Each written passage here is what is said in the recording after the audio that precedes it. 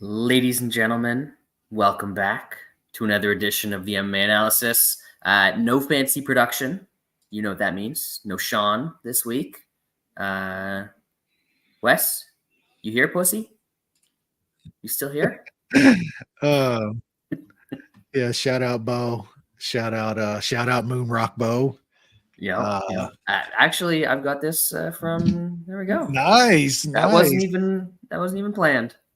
But I mean, we were kind of talking about there's been a lot of good MMA sayings over a lot of years. I mean, hell, Tito gave us like things that weren't even complete sentences that are just legendary like sayings over the years, but wait, you yeah. don't want Seraldo Babalu's thoughts on the fight from looking at the fight and see what we saw to see Let me, you see in the fight? Let me tell you what I saw. Whenever the rare time that comes up on the timeline, I have to watch that. It's some pretty good sayings in MMA history.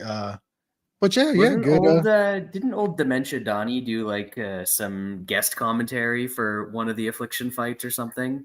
Didn't Yeah, he hop they on there to like hawk his steaks or something university or vodka whatever he or was selling at the something. time? Yeah, Affliction. It was probably Trump vodka or some shit. Yeah, there you go. Yeah, he Trump was definitely bedazzled jeans. dude was definitely on one of them. Hey, I had actually had quite a few like MMA shirts back when it was you wasn't a complete douchebag wearing all of them, but Affliction actually made some of the coolest MMA shirts. Like I still have a couple in my closet, but one of them was like some kind of fallen angel looking one or something. Like it was like cold as hell. It was an awesome fucking shirt. I thought Affliction made some really cool shit, but like it's like any other The fad. thing about Affliction is like the default was like the skulls on fire and bullshit like that. But then when Yep. they actually had a decent design, then they could make something like some of GSP's stuff they did was pretty cool. Yeah, and they also Affliction used like a bamboo material. If you've ever had like Roots of Fight shirts, if you've ever had those shirts Those are the ones that before. make your nipples pop. Yeah, Just it's some kind of thin material. You get a little wind in there, but Affliction was they were quality, man. I had a lot of them. I had a couple tap out shirts. The that one with the what was it like the skull with the horns coming out, but it was like the trees and shit. It was a white shirt. There was a bunch of them, man. I actually had a ton of MMA shirts way back in the day, but yeah, you can't be seen in a tap out shirt anymore. Like you should be ridiculed if you're running around in a tap out shirt. I still wear these once in a while when I'm like out walking the dog and stuff like Yep. that, but a little bit different than your Affliction or Tapology stuff. Anyway, that was unplanned. We're here to talk about fights, not fight stuff. Although I guess like kind of ties in because people hate John Jones, and we started off by going down the John Jones path. But yeah, They're fun losing stuff. their minds, ain't they? Oh, I mean, he's doing. I rewatched the interview or like the between interviews that he and Cormier had during that media tour. Yeah. Hilarious, absolutely hilarious. Like I have no illusions that John Jones is a good person, but the way he trolled Cormier through that entire thing was just Yeah. perfection. He got that dude so mad at anything. And that's why like he as always has been and is the best because his mental warfare is just as good. He knew he could do that to DC. Like you're right, person wise, John Jones piece of shit. Like I think we can all agree, like complete piece of shit. DC just seems like a fucking prick though. You know what I'm saying? It's like DC's like literally Well, somebody in you would between not some want to of be those around. interviews, he was like, "You're the fucking scum of the earth. You're a terrible person. I hope your family dies." Like, I don't think he said he hopes his family dies, but very, very angry. And all John Jones is like, "You suck. Yep. You act like not even fight in a press conference, and I annoy you, and it makes me laugh, and like that was their entire relationship. Legit one of the like recent best rivalries we've had, like the whole thing, the interviews, the build-ups Oh to yeah. those fights. I will say, like, real quick, like our boy, he put out the whole John Jones thing. And can we separate like what people want to claim, as dumb as it is, like current day pound for pound lists and like GOAT lists, which are kind of dumb, but like I see so many like people that didn't watch John in real time in his prime on his run, and now the whole narrative is his title run was against washed up dudes and former washed up fighters and champs and shit. And I'm like, did y'all like you studied and what like gone back and like the dudes he was just murdering we're still in the fucking prime of their career. They were fucking recent ex champions and shit. That's why he was fighting. That's why they were getting the fights against the dude and shit. It's just it Yeah. blows my mind. Like nobody shit. There's few that shit on their sport. They Like were all former champs because he was the champ for so long.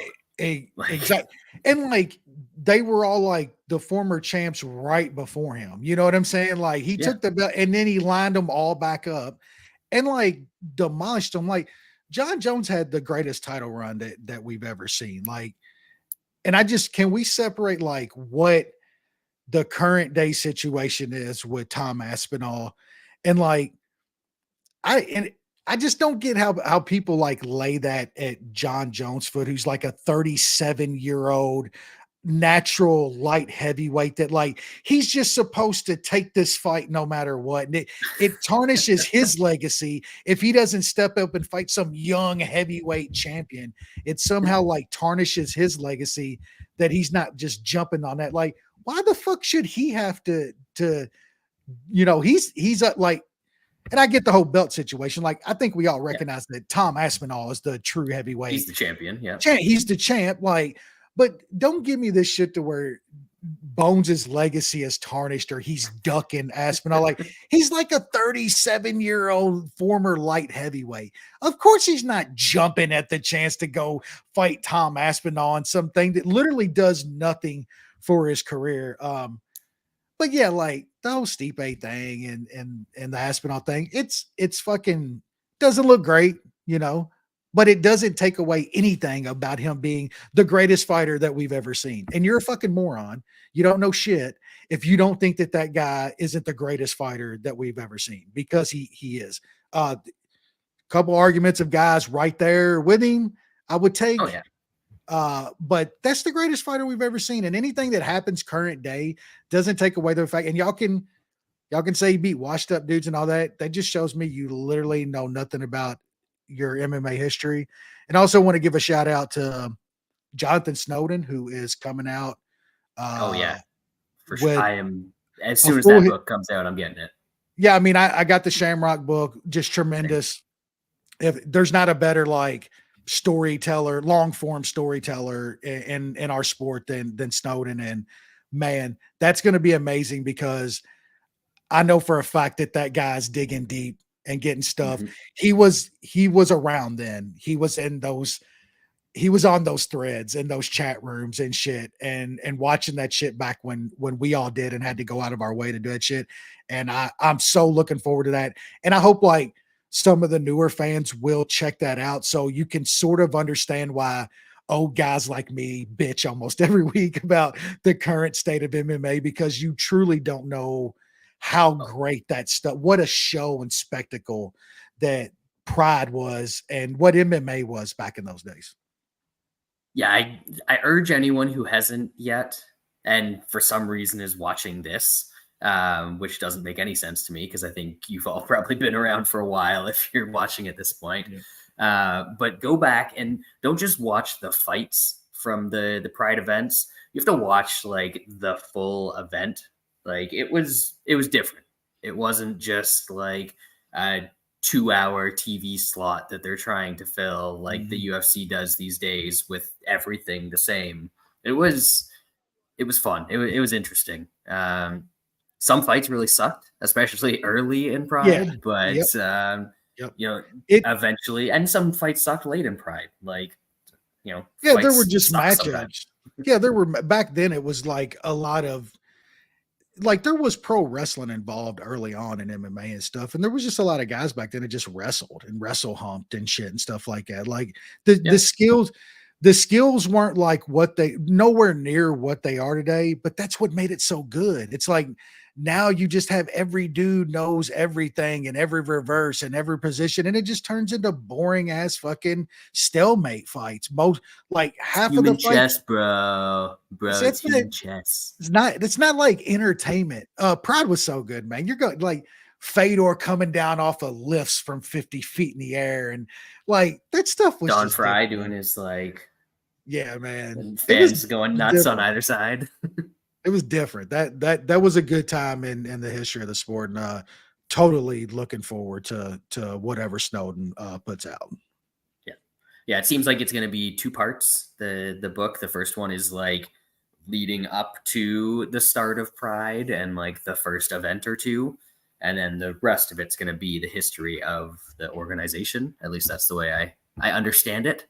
But I am looking forward to both of those because I think the history of how this sport started is kind of cool and a Well, lot cooler than Dana invented the Dana UFC. invent yeah, that's the part that gets me like really fucking fired up a little bit, that they think this sport began with even the UFC. They think it began with the UFC, and it's like it's been around a little bit longer. And then like the noobs that are like Dana invented MMA, and the jazzercise boxing instructor invented fucking cage fighting. Like, get the fuck out of here, man. He didn't even invent slapping his wife and then making a sport around it. That was some Russian dude. That was like, yeah, that was Russians too. Do you see they got the dude, the quote unquote slap, the original slap star. Now that Oh, Russian I think that's the ad that I had to sit through when I was watching yeah, last night. a It's like, hundred yeah, times. Yeah. like what's his name, Pork Chop or something? I can't even remember now. I don't know. I can't even remember polar bear, some shit. Bye. Uh, Yeah. Anyway, that's a sad thing that's still happening, and apparently more entwined in UFC broadcasts than ever before. Speaking of which, there was a big long thing for it on UFC 305, which happened this past weekend. African history, indeed. The truth prevails. After all, DDP diamond cuts Israel. You know what? Not every, I'm sorry, that's rude. All of the Israelis who are like supporting what's going on right now all deserve a diamond cutter. For those of you who are a little younger, the diamond cutter is like a shitty RKO. So, yeah, everybody gets one of those. Israel got one on the weekend. Yay. That was fun. Wes, are you going to debate what the scorecards were leading up to the stoppage, or are you going to talk about the actual fight? yeah, I can't even remember now, so I really don't care. All I remember is people complained about it for some like it doesn't matter. The fight was over. It's done. Yeah, Izzy, I had a nice MMA run going finally, and I went in on Izzy in that fight. Going, you know, going into that fourth round, man, I was feeling pretty fucking good because Izzy was starting to tune that guy up.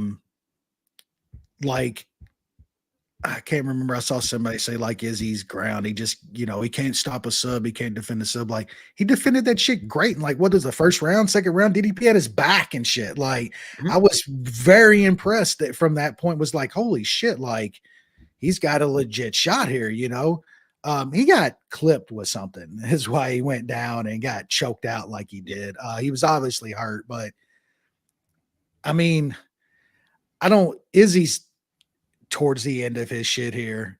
I still thought he was on his way to winning that fight. He was starting to come on. The body work he was landing was just fucking insane.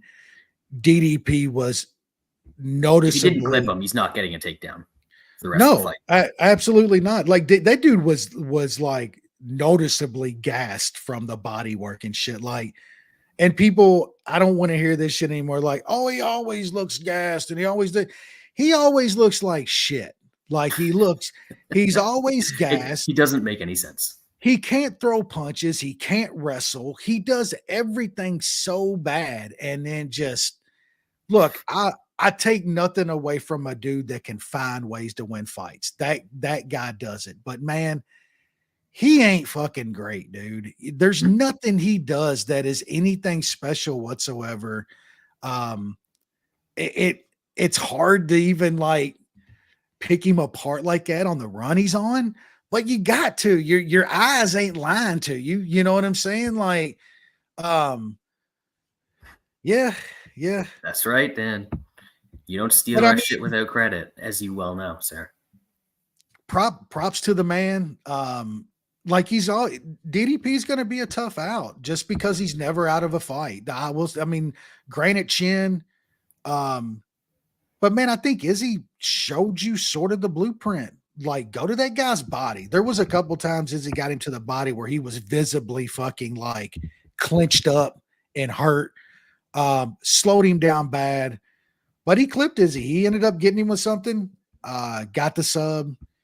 I can see in my future I'm going to lose just so much money betting against this fucking guy because I just don't see it, man. I don't think my eyes are lying to me.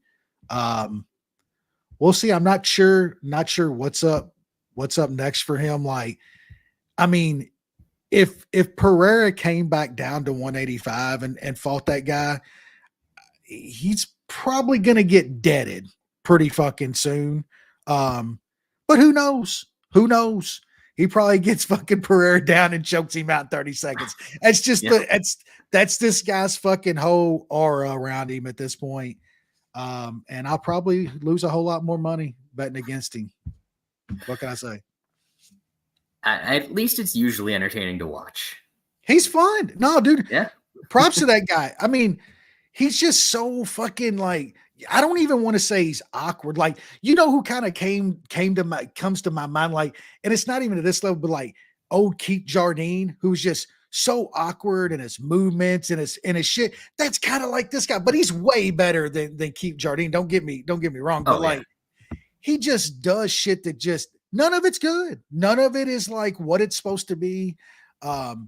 It works. I just the people they're like, well, he's like tough and he's got cardio and shit. Like that man ain't got cardio. I don't know what he just did. You see that guy? Like some dudes fight through it. He fights through it. Give him that. Like I'll give him that. He fights through the cardio problems. Oh, he's tough. Yeah. But man, like I said, I give the guys due. I'm probably gonna lose more money fading that. Well, at this point, you're probably going to get chances to get plus money against him every time out. So there you go. Although there do seem to be a lot of people thinking the same way that you do about him. And just, it's like, well, we can't understand why it's happening. I can't remember who tweeted. I was like, DDP shows just how bad his boxing is with how bad his wrestling is with how bad his cardio is. And he just finds a way to get like just person after person. It's like your eyes ain't lying to you, man. They're just not. We all see it. It's just some dudes have that fucking golden horseshoe up their ass to where they pull out wins. And what can you say, man? What can you say? We can say we're moving on to the co-main event where somebody finally cracked the egg. Old Steve France got old Steve Eggman out of there. Yeah, I should have bet this. Talked about it. Didn't bet it. So that goes for. I'm not betting a lot right now, so Yeah. like I'll throw the ideas out there for you folks, but yeah, I need to pull the trigger more myself. Yeah, Sean really liked France in this fight too. I ended up with a small parlay with the old Eggman, and I still think Eggman's the probably better fighter. He looked fucking tremendous until he got fucking deaded. And that's like France. Like, have we seen too many guys at 125 with that power? Like, that dude has got legitimate insane power for 125er. It's kind of crazy. Um, I'm watching this fight too, feeling pretty damn good. Like the Eggman's hands look great. His elusiveness and defense was fucking looking good. He was dodging everything, and France got his timing down, I guess, and caught the old Eggman. And fuck, man, the guy hits hard. Yep. I don't can he dead Pantoja? That's our question. Can he dead Pantoja? Because no man can dead Pantoja, and that's what he's gonna have to do to beat him. I'm looking forward to that. I'm looking forward to that fight again. I think that this time around, again, it's going to be a really good fight. Is that what's up next? Is that what they said? Pretty much. There's really nobody. I think there's really nobody else. So yes, he should get it, but he disappeared off the face of the earth, I think. Well, like he went to that like a close split decision win over France. Yeah, exactly. Some thought France won. I didn't. I thought Albazi did win that decision. But yeah, if it's not Albazi, like you said, who knows about that guy? That's a hell of a fight. That's a hell of a fucking fight. Next up, lightweight division. Dan Hooker takes the split decision over Mateusz Gamrot. It's like this is a situation where I'm glad that I don't bet a lot right now, because I would have bet something on Gamrot in a parlay or some shit like that and lost. So yeah. Thoughts? Yeah, I had Gamrot in a couple things. Really liked him here. I trying to take bias out of it. I thought there was an argument to give Gamrot that third round.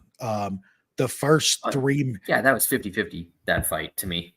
The first 3 minutes of that third round, Gamrot was landing all over Dan Hooker. His countering and movement off the cage was great, but it just looked bad because Hooker was walking him down the entire fight, walking him down in that third. And then the last 90 seconds, 2 minutes of the third round, like Hooker started landing. So you're usually going to get the nod when that's how the round plays out. That was an insane fight, but Dan Hooker was getting pieced up at times in that fight by Gamrot, who isn't like the greatest striker or anything. Hooker's always going to give you fun fights. I'm not sold that he's like back in the upper echelon and somebody's not going to clip him again in the very near future. Well, we know he's going to give them the chances while he's out there. So that's very kind of him.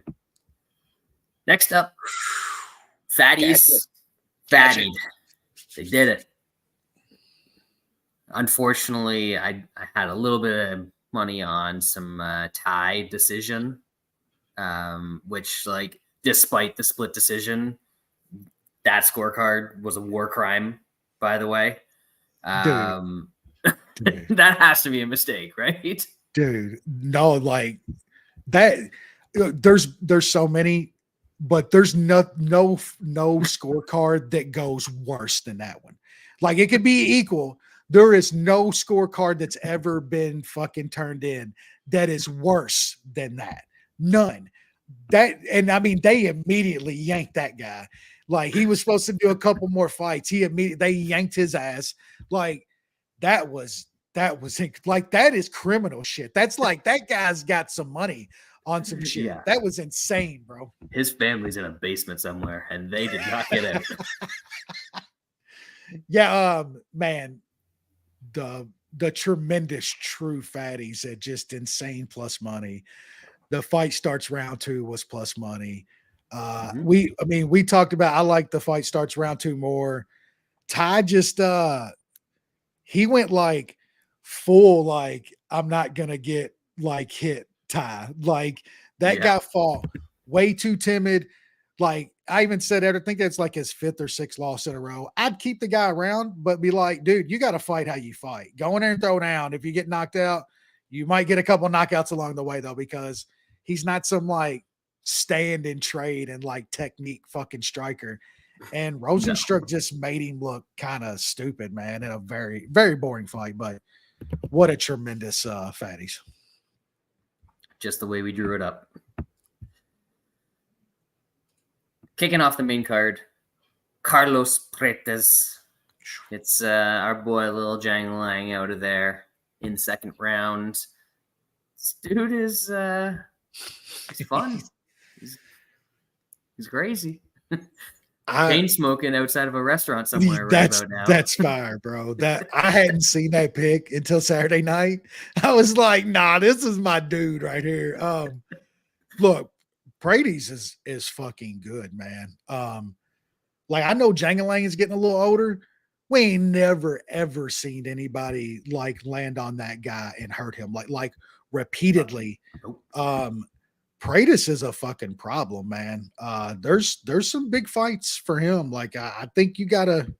We said on the show last week, if he impresses against Janglang, it's time to start giving that dude some top 10, 15 fights, man. That dude's legitimate. I like that guy a lot.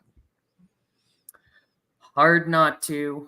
The rest of the fights on the card, Walter Wacker, heel hook, absolutely a submission. When this happens, that I don't understand how that is a conversation. He was so mad too. Like he's swinging at him after the fight and shit. Like, bro, what are you doing? Yeah, Ricardo Ramos split decision. Somehow Josh Kulabau blew that fight. He was like minus 3,000 live after round 2, I think. Casey O'Neill, decision over Luana Santos. Jack Jenkins predictably made Herbert Burns quit in the 3rd round. Also predictably, Tom Nolan, not predictably, goes to decision with Alex Reyes, who maybe he just wanted to give Reyes some cage time because he's not going to fight again until like 2031. So, doing him a favor there. Song Kanon, decision over Ricky Glenn. And Jesus Aguilar takes out Stuart Nickel with the guillotine choke, which I think we talked about a little bit on last week's podcast. Our boy Ozzy in the chat had mentioned the guillotine specifically. Yeah, but he was saying it was the Australian Tayara that was going to pull something like that off. No, he said he had to worry about getting guillotined. But did he?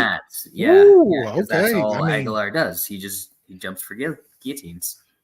Yeah, actually, I had a nice bet on the under there. Nice. Didn't end up taking the Aguilar, but he was a decent dog price.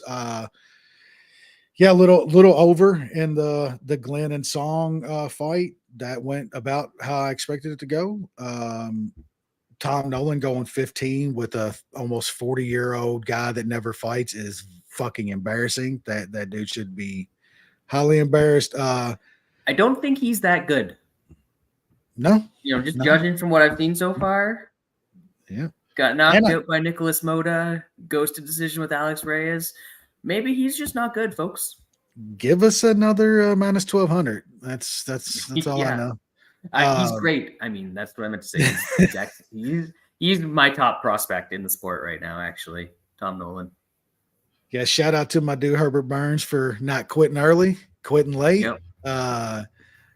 Gave us a nice over 1.5 there. We'll say, man, like I think old Herb stayed in there this time. When that fight got stopped, he was just so busted up and like dazed. He just couldn't stand up. And the dude tried to stand up. I'll give it to him. I think he didn't need to be carried out. He didn't want to be carried out again. That's for sure. My man. Yeah, Casey O'Neill cares. Kuabao should just go home. Like I think I posted an actual pic of the urinal cake for Kulabau because man, that guy sure as fuck gave away a fight there. I ended up taking a little bit on Ramos, and I feel lucky. There we go. That'll do it for last week. We have UFC on ESPN, I believe this one is 62, allegedly. The Cannon against the Borralho. That's going to be a thing that we will talk about later. We've got, 11, 12 fights on this card. There's a bunch. There's a whole bunch where I don't know shit because I don't watch The Ultimate Fighter. Wes kind of still watches that stuff, so he might have some thoughts, but we're going to blast through a lot of these. Kicking it off in the women's flyweight division, the return of Victoria, Donatella, Rafaela, Michelangelo, Leonardo, and she's taking on everybody Wang Kong tonight.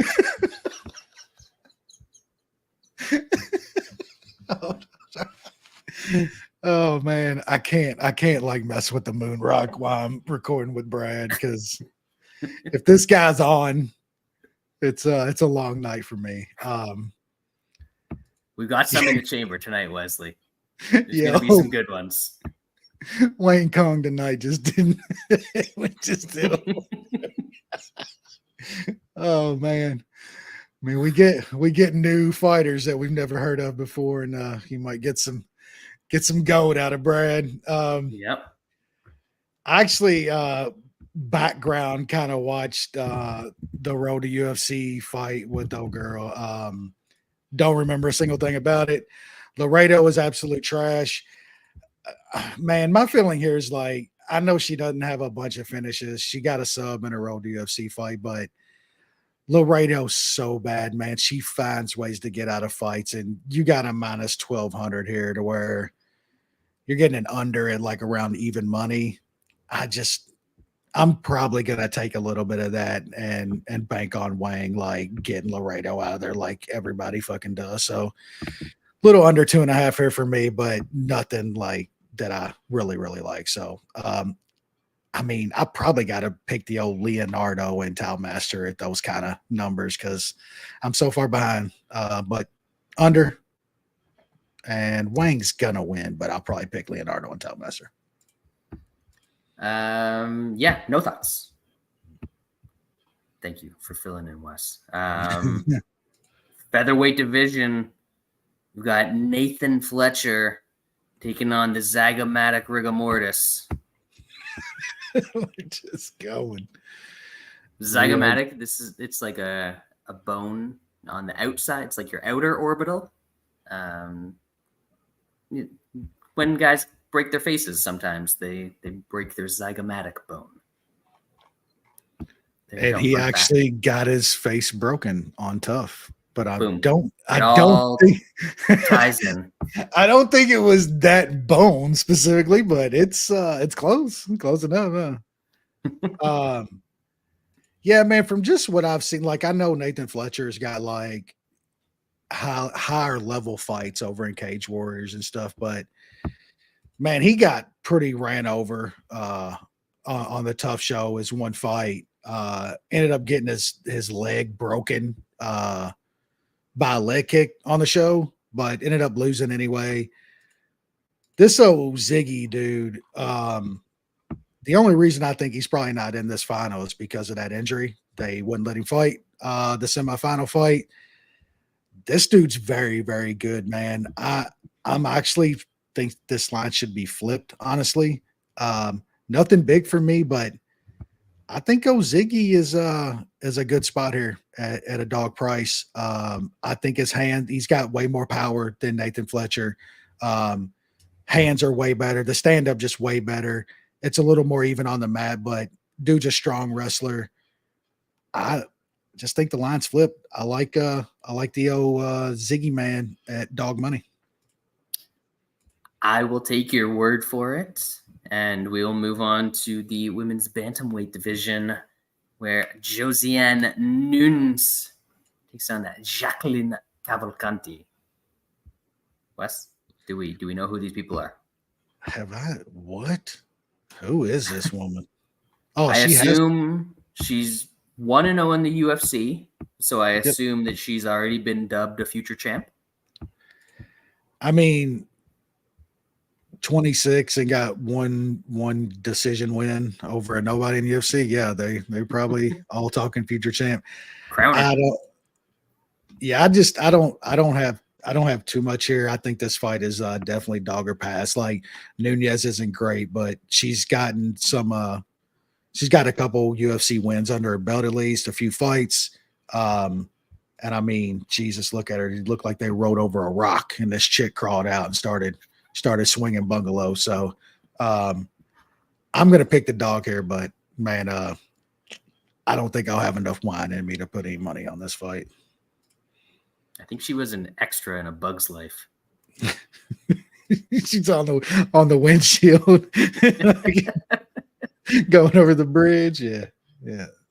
I have no thoughts here. Seems like a long price, but I'm not going to go and look into it. I mean, they both have wins over the same person in the UFC, and I don't know that one of them was particularly dominant. So, or more dominant than the other, I should say. Anyway, we will keep it moving to the lightweight division, where we've got old Slava Cold Soup Vyacheslav Borshev taking on James. You want to get you on top? No, I won't get you on top. Wes? Yeah, I mean, I had a little money on old Cold Soup last time out, and fucking old Hooper kid looked like a future title contender out there on him. They finally got him on the cycle. You know? Yeah, he looked different. He looked different in more ways than one. That's for fucking sure. Yeah, I don't know a lot about the get on top of you guy. The Padilla dude literally fucked him up last time out after he missed weight and shit. So who knows about this guy? Slava's just been on a pretty shitty run lately, man. And it just seems like almost looks like he's got a lot of miles on him at this point. I just feel like he's better than this guy. I'm not running out to lay minus 200 on old Cold Soup in this spot though. Can Cold Soup find a finish? I don't know. Maybe. Not sure what his price is. Inside the distance is only plus 140. Yeah, I like Slava here, man, but minus 200 is a little rich for me. Yeah, I agree. I think he wins. Like, I don't think that Oleantop has much of a ground game to speak of, and that's usually what gives the Cold Soup a problem. So I think we're probably looking at a stand-up fight, and like, I feel like I've got to favor him in that kind of fight, but do I want to bet minus 200 on it? No, because of everything that Wes said. He's like old. He's not that old, but like, yeah, you know, the kickboxing career I think he had before MMA, and like that probably puts some miles on you that don't really show up on the MMA record. Anyway, we will keep it moving to the middleweight division. Zach Reese, massive favorite because of 20 seconds now, taking on Jose Medina. I don't know who Jose Medina is, but Zach Reese is a real big price here. The real question is he funky? Is he cold? Ooh.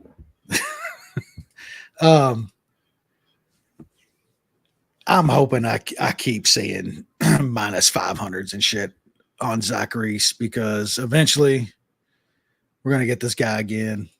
I'm not sure that, Funky Cold Medina here is the guy. But man, that's just, these prices are getting kind of stupid on this guy.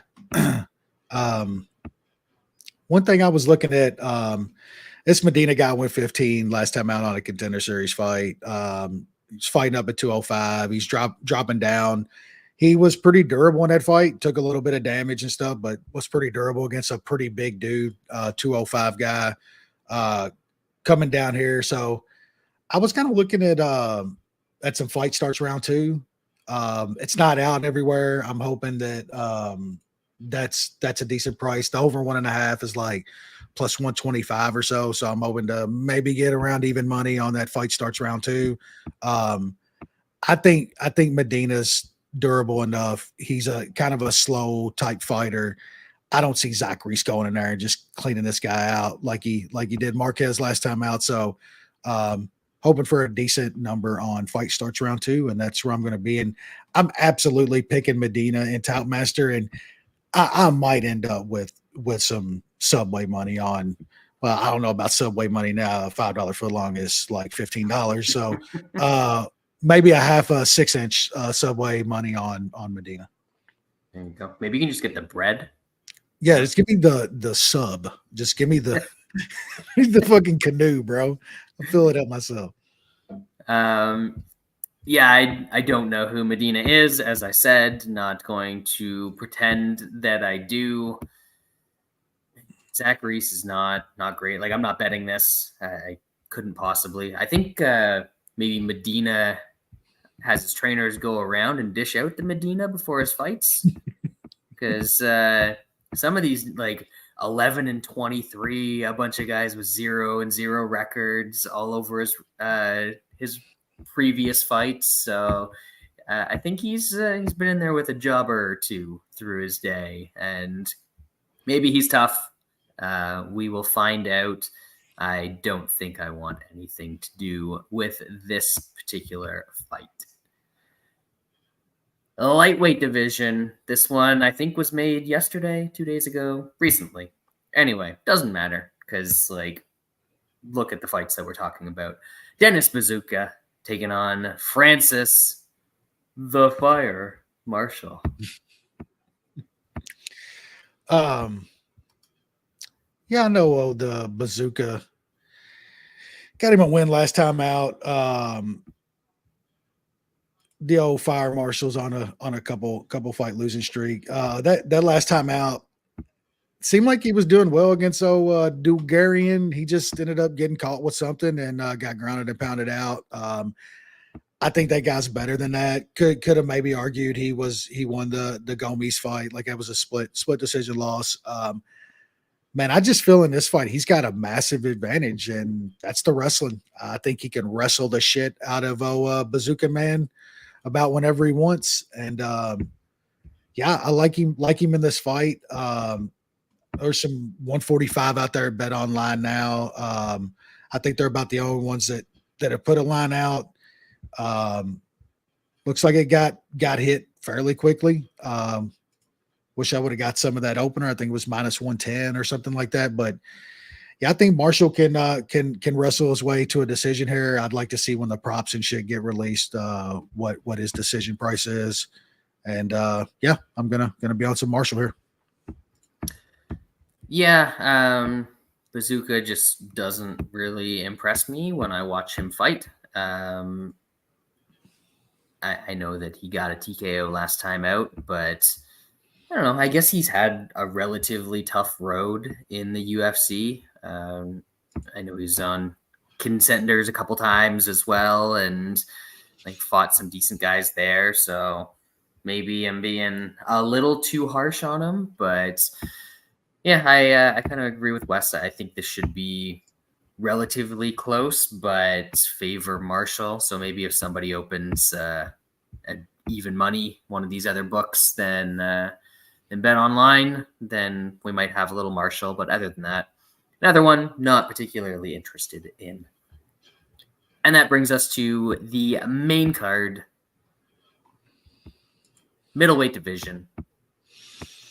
The Meerkat against Armenian Canelo, Edmund Shabazian. We got to stop calling him that, because he's bad now. So, and Canelo is like, he's very good at his sport. All time good at his sport. Yeah. So kind of sullying his name by keeping this one. We'll have to come up with something else for old Edmund here. Anyways, Wesley, talk about this one while I go get a beer. Yeah, this one's a little tricky for me. Edmund coming back and getting like some kind of first round finish over AJ Dobson, I just don't think takes away the things that we've seen out of him over the past couple of years. I was an early kind of believer in old Edmund. Um, I thought him like switching camps was like necessary and very good for his career. Then he goes out there and just gets absolutely obliterated by Bar Boy Fluffy, which isn't a horrible thing. Okay win, I guess, over Dobson. Man, I just feel like this price is a little long um, over a guy that Meerkat's going to need the takedown. Um, can he get takedowns here? I know there's times where Meerkat stays on the feet for a little bit and likes to fuck around with his hands. Man, does he not get caught? I don't know. There's some questions. It's kind of driving me away from taking some Meerkat here, but that price keeps going up. I might have to take a little bit. I don't think Edmund should be minus 300 to a lot of guys in this division. Just that Meerkat chin at this stage of his career worries me a little bit because Edmund can still throw some punches. So might take some Meerkat dog money. He'll be the pick for me. I just think this price is a little too long on Edmund. Yeah, this is your classic, Edmund should kill him in the first round, but what if he doesn't kind of fight? Because if he doesn't, then he's probably getting subbed in round 2 or round 3.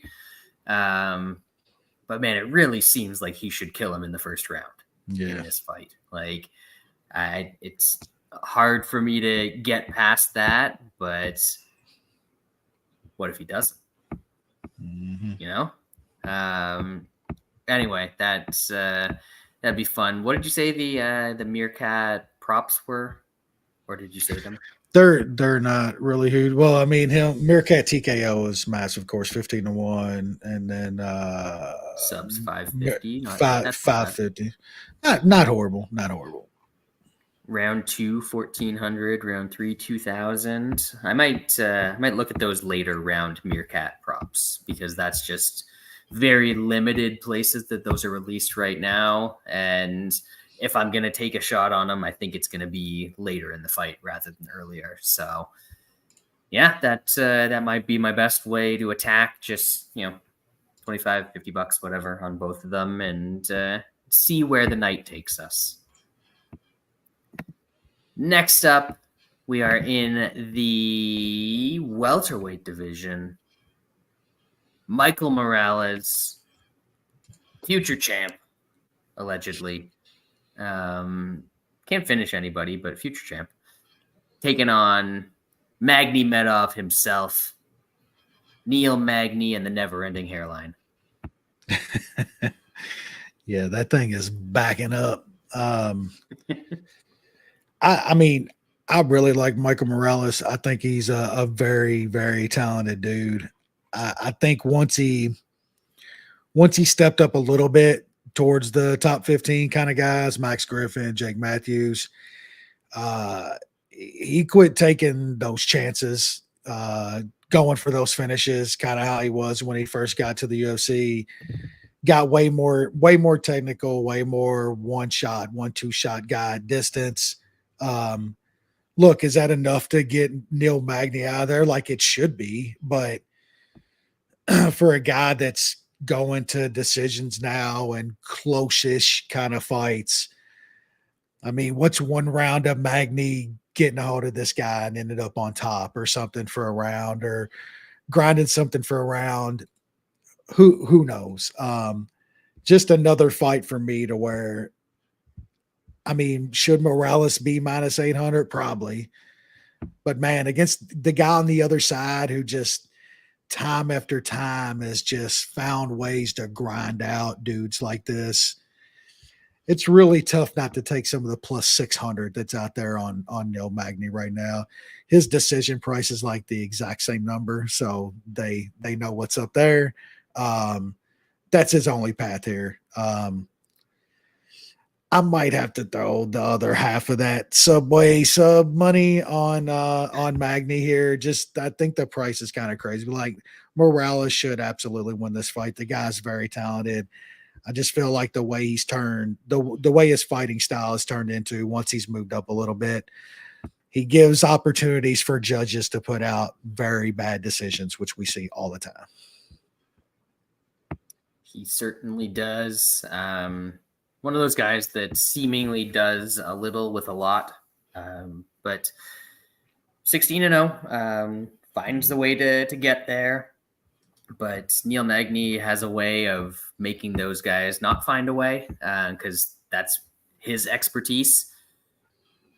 Maybe he's past that by this point. What is he, 37, 38, something like that? Regardless, lots of miles on that body. And, kind of a younger, more athletic version of himself in ways against Morales here, just in terms of like the body shape and everything like that. Kind of willing to do stuff in the clinch, which makes it nice and dirty. So I just think we're going to get too close of a fight for Morales backers to feel great. But does enough here that, man, even me being tempted to bet Magny and take a look at those Magny 2 and 3s to go with the Meerkat 2 and 3s might just be a little bit too much to ask from the man at this point in his career. So I think we may end up passing altogether. But hey, maybe if I look at weigh-ins and that hairline's moonwalked a little bit further back his forehead, I'll be inspired to toss a couple bucks on Neil Magny. Just can't quit the man. Next up, we've got a couple of, I'm going to say, allegedly tough fights because don't recognize any of these people. Myron Santos Alves is taking on, hold up a minute. Is that the 7th Secretary General of the United Nations, Kofi Annan? What? What a crossover. MMA truly is a global sport. Man. It's coming too, and it's still got man's on fire tonight. Yeah, these are two of the better dudes on the season. Of course, they're in the final here. Yeah, I mean this is grappler versus striker. Santos is definitely more well rounded than Khan is, but he's primarily a kickboxer. Khan's got a couple subs on TUF to get to the final. Jiu-jitsu is very good. I feel like if Santos keeps it standing up, he's going to win this fight. I don't know how good Khan's wrestling is. He didn't really have to use it too much on TUF to get the fights to the mat. So I don't know if he can get Santos down. If he can get Santos down, props aren't out, but the Khan sub price should probably be fairly decent. I would maybe look at that. And then Santos decision. I don't think he gets Khan out of there. If this is a stand-up kind of kickboxing match, I would look at Santos decision. So it's kind of how I'm looking at it. I lean Santos. I think he's the better, well-rounded guy. Would probably look at him by decision personally. The Khan sub price, if it's very big, maybe throw a little bit on that. Yeah, I've never seen either of these guys fight, so we'll go with what Wes said. Middleweight division, Ryan Loder, Robert Valentin. Wesley, thoughts on this one? Yeah, this Loder dude's former D1 wrestler. Kind of got a weird kind of path to MMA as far as like fighting. Was like a coach for years out of college. think he was assistant coach at D1 D1 school, a wrestling coach. Then kind of moved over to an MMA gym, coaching wrestling. And then a couple years ago, I guess got the bug to do some fights himself. So he's still fairly young in it, but from what I saw on the show, he's primarily that D1 wrestler. There's the hands are okay and stuff. Of course, it's modern day MMA, so the dude's okay. They learn how to throw a punch before they fight. Yeah, he can throw a punch. We'll put it that way. But he's going for takedowns. He's primary wrestler. This Valentine dude, he's kind of scary. He had one of the craziest knockouts that we've had on TUF. He elbowed a dude to death, standing up, clean elbow knockout on the show. Semifinal fight to get into the final. He got clipped and kind of hurt. What was good though is the dude immediately grabbed a hold of the guy. Didn't do a hidden arm throw. He did a fucking judo throw. Went straight into like I don't know what the sub's called, where you kind of got the guy in the headlock and you put his arm between your legs and kind of stand up and twist and rack his elbow back. The scarf hold key lock thing. Yeah, racked his elbow back between his legs. A sick sub after he got hurt. This dude's good. If he doesn't get completely like wrestle fucked here, I think he's going to knock out this Loader guy. So I like Valentine. I will be putting this money line in a parlay. The best I see out there is like minus 163 right now at Bet Online. When props come out, I'm going to look for him inside the distance. Would imagine that's some plus money, but if this Loader guy can't go full fucking D1 and just wrestle hump this guy, I think he's in trouble. I like Valentine in this spot. Well, funny you should say that, because Loader's one loss is a split decision, which usually means for a young in their career wrestler, you probably got takedowns early and then couldn't get takedowns late. I'm not going to say that I can confirm that that's what happened because I haven't watched that fight. That is what tends to happen usually in that scenario. And if that happens here, he's probably going to be in trouble, as Wes outlined. I again don't know a ton about these guys, so I'm probably going to be staying away, but it seems like this could be an interesting fight, fun fight in terms of the way it plays out. Co-main event up next, women's strawweight division. Angela Hill. Does she have more fights in the UFC than every other female fighter combined at this point, or like thereabouts? Yeah, it's got to be close. I mean, fuck, she's fighting for the third time in 2024. Like, who even gets 3 fights a year? Period. You know what I'm saying? Like, she's got that grandmothered in contract, and taking on Tabitha Ricci. Yay, co-main event. Yeah, as far as co-main event, like, holy fuck, bro. Holy fuck.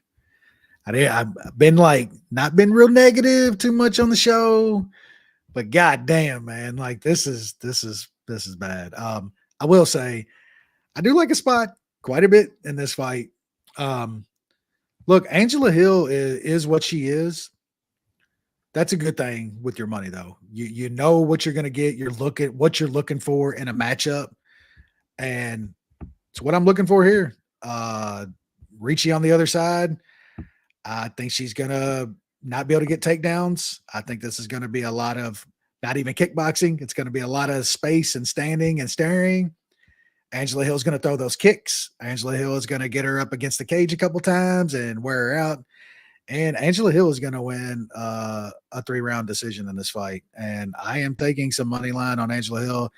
The decision is not that much better, so I'm just going to stick with the money line here. But yeah, Angela Hill you're usually going to get about the same price, but I just think this is another one of those that's a good matchup for her.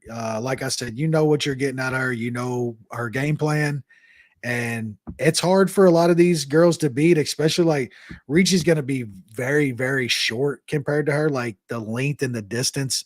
like all of those distance leg kicks that Angela Hill lands in this fight, it's going to be tons of them. She's going to land the more shit, have the more volume, and look like she's doing more in this fight. And I think it carries her to a decision win. Yeah, pretty much at this point, if you can't just overwhelm Hill with grappling or physicality, neither of which I think that Ricci can do, then you're going to be in for an extremely close, clinchy, like it's either going to be 20 feet apart or clinch together type of fight. I was saying, Wes, before the show that like the split decision prop, those are usually, 400, 450 are kind of low numbers. For this fight, it should probably be like plus 200 because like who knows what's actually going to land that scores in this fight. I lean Hill as well. I don't know that I have the conviction that West does in this particular one. I just think we're looking at a close fight, and she has a tendency to win a lot of those. So, sure, Angela Hill. And that brings us to the main event of the evening in the middleweight division. Borralho taking on the Crystal Cannon himself, Jared Cannonier. Yeah, this should be an interesting fight. Don't know I don't how know you can say that about any fight with Borralho in it. Yeah, just main event stuff. But yeah, I was there for Cannon's last fight when they were here last time out. Like I forgot it was in the loo. I don't think he looked horrible in that fight. He ended up getting clipped, that was the surprising part to me is that the little thing that he got clipped with actually like hurt him a bit. Live, I thought the stoppage was bad. Watching it at home, the replay back at home, it didn't seem as bad. But it was pretty quick. Like Cannon's usually got great recovery and shit, but I've not seen like his chin seem like it's like going at all. Like the guy's chin's been granted. I mean, fought Vittori and Izzy to decisions and stuff like the chin's held up very, very well over the years. So that was a little surprising. Am I worried about Borralho clipping fucking, Crystal Man and knocking him slick out? Not really. That's why I kind of like Cannon in this fight at this kind of price. Like this is Borralho's. I mean, this is the best dude he's ever fought. Like this is a top 5 guy. Probably still, even after the loss, he's right there. He's close, top 5 dude. I don't see him taking Cannon down and working over his jujitsu. Like that dude, just nobody takes that guy down. If his chin holds up, I think this is kind of a close fucking 25-minute decision type fight. And if I'm getting plus 200 on the top 5 guy in this fight, I'm going to have to take it. So I do like Cannon in this spot. He's some plus 200 out there. I think it goes decision. I'm not sure what his decision price. Like Cannon's decision price is plus 550. Like that's crazy. This is probably going 25 minutes, and you're getting the guy that's a top 5 dude and fought everybody in the weight class, and you're getting his decision price at plus 550. That's a little wild to me. So yeah, I will be on some Crystal Man and little Crystal Man decision. The Crystal Man will be the consensus bet of the week. I think plus 205 is what we'll go with because that's Bet Online and Caesars. So we've got you dastardly illegal bettors and you lovely legal bettors covered there. Yeah, he's still extremely difficult to take down. And I don't think that Borralho has faced a lot of guys that he can't either just take down or they're bad enough on the feet that he doesn't need to take them down. But Jared Cannonier is neither. He is dangerous and good enough on the feet that he's probably going to force some takedown attempts out of Borralho, and he is good enough at defending them that at worst, they're probably just going to end up in the clinch. even worse, he gets sort of pancaked, or Cannonier just breaks off and throws bungalows on him.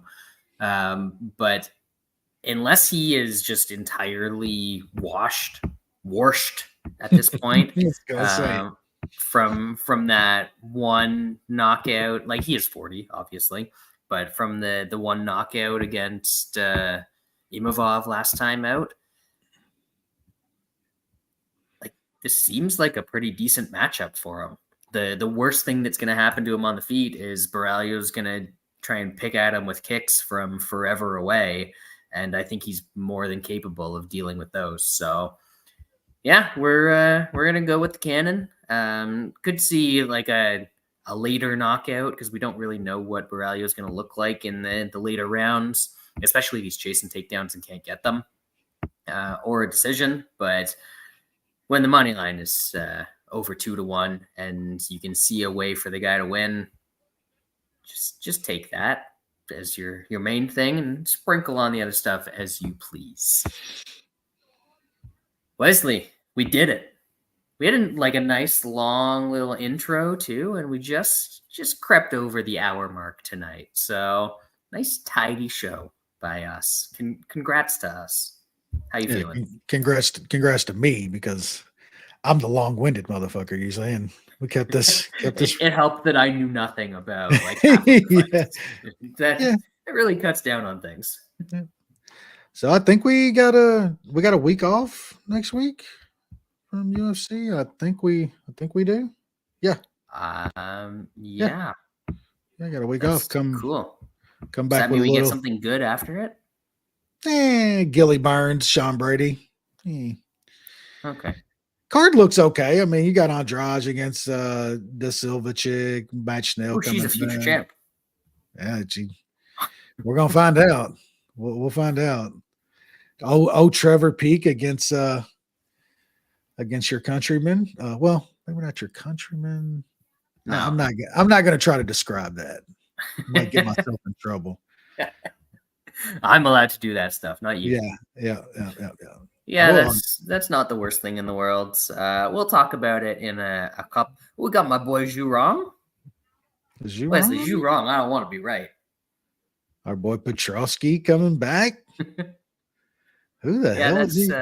It's a bad card, but it should be like a fun card. Yeah. There's going to be the week after that is the Saudi Arabia thing that's in the Sphere for Mexico. Riyadh season Noche, like let's get that's so fucking dumb. Bonesaw money is. Oh yeah. Apparently, I read an article that the Saudis are pulling back on the money now, so they're not just going to be tossing it out to every Bryce and Brooks and whatever another golfer, Barry starts with a B. But we'll be back in a couple of weeks to talk about those fights. I don't have the intro music this week to like get me out of podcast mode, so we're just gonna have to do the old cold stop here, Wesley. But everyone, good luck on your bets this weekend, and we'll see you for a fight night thing, and then a Saudi Arabia thing.